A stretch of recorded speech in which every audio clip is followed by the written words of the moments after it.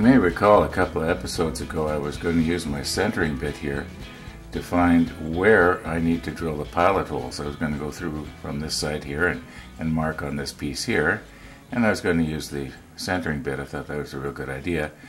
Then I found out that because of this part of the faceplate, I couldn't actually get the chuck in there, and anyway, I ended up using my twist drill, which actually worked. But one of the viewers made the comment, and it's a real good idea, that's why I'm mentioning it. He says, why don't you use your brad point? And so I replied him back, and I said, well, I don't have one that small. Well, later on, I came down to my workshop, and I checked to see what I do have. My smallest brad point is a 1/4 inch. This is a 1/4, this is a 1/4, this is a 1/4. But I'm going to show you how neat a brad point works. Okay, here's a piece of monkey wood, end grain, just the same as before. Now, you don't have to even put your drill bit in a drill press. You can just poke it down through the hole and just sort of give it maybe a little twist backwards.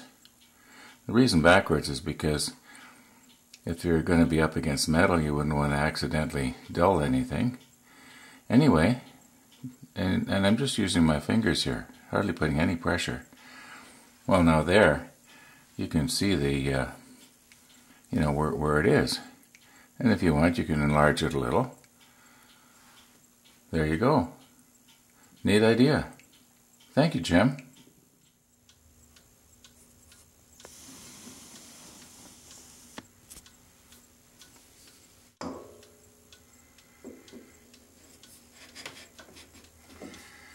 I think probably by the time I sand all these little burrs off, it'll be just about the right size. Now mind you, this dimension should be a little bit smaller. It's the smaller dimension that I want to have as close as possible. So maybe I'll make one more pass yet, take up a couple of thou and then sand it down. Because I don't want it to be, when I sand it, to sort of get kind of oblong, which it sometimes does when you're sanding on a lathe.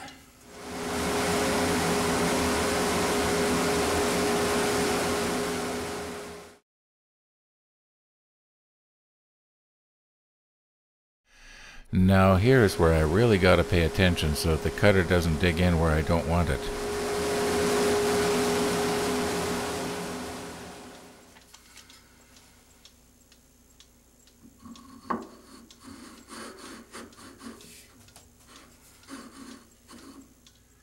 Now, because of strength, I'm going to want to have this tenon as short as possible, and yet I'm going to want to be able to get my scraper in here. So that means I want to be able to get my scraper at least there, and I think that if I was to cut it, probably about there, in other words about 1.5 inches. Put the shoulder at 1.5 inches. Then I'll make the smaller diameter the rest of the way.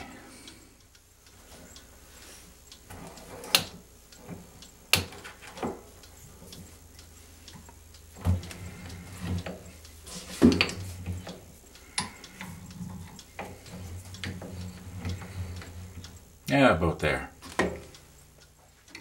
Now I realize that all the instructions that I've read, they call for the small diameter to be 1 1/16 of an inch. Well, I also read it can be larger if you want, so I have a 1 1/8 inch Forstner. Don't have a 1 1/16 inch yet. In the event I get one, I can always turn this piece down to 1 1/16. I can always turn it down, but I can't turn it up. So anyway, we'll turn this piece down to 1 1/8, just like we did last week.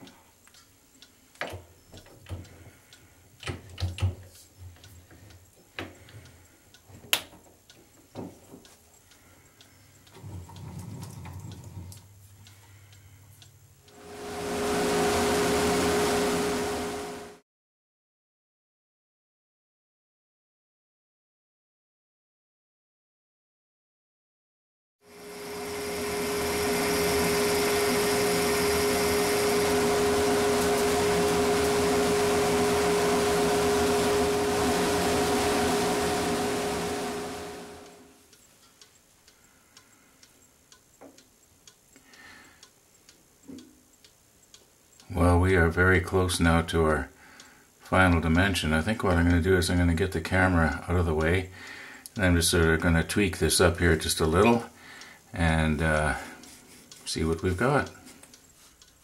Well, it's all sanded down now. I don't think I turned it down too much by sanding it, maybe a little.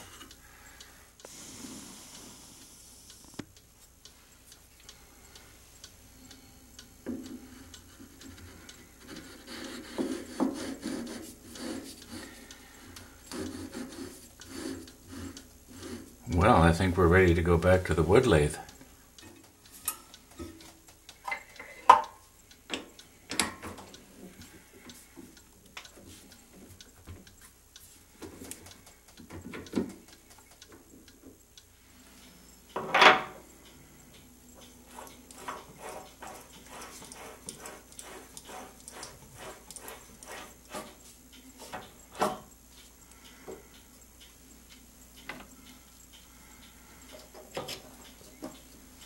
I think I better change this.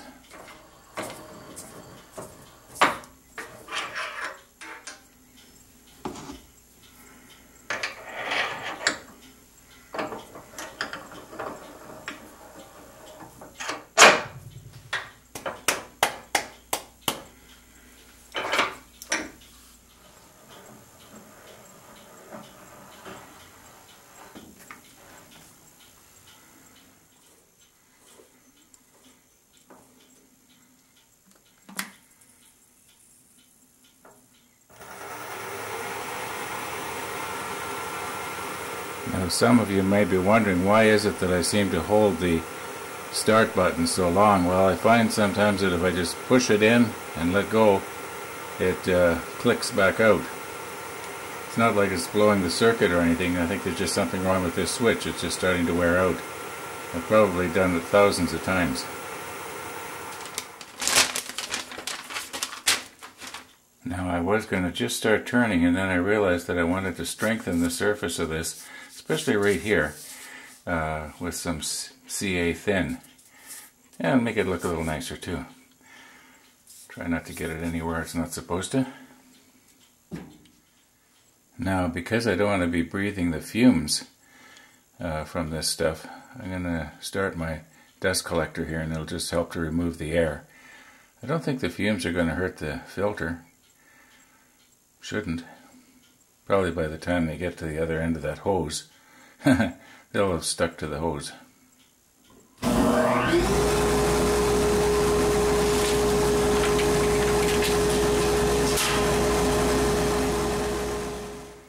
So, okay, you've all had a real good laugh. Yeah, well, I do have extra caps, so, yeah, boy, that sure went through fast. It just disappeared here, and about a second later, I could hear it go through the fan. You probably heard it too. Anyway, maybe I won't use the dust collector. I'll just keep my face well back here. And we'll start again.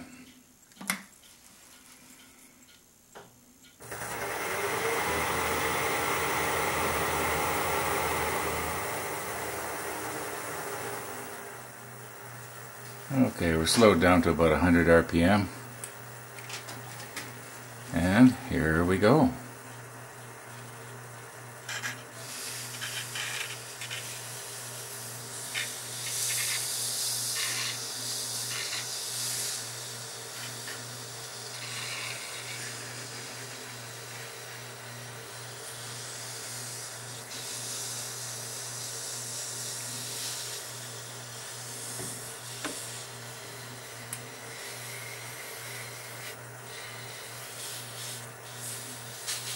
Well, I can smell it. Better get my face away from that. And wipe off the excess. You know what? This is turning hot. Hey, look at the fumes coming off that. Yeah, get my face away from that.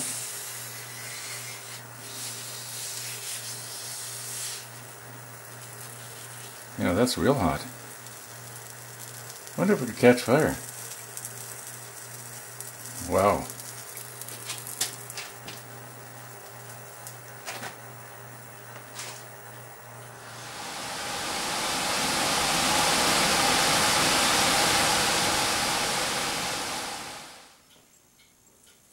let the room air cleaner run for a while. I can't really smell anything anymore. And I think this is, pretty sure that this is dry. Or set, I guess is the proper term. I don't want it to glue onto the inside of this thing. That'd be a disaster. Okay, now we're ready to turn.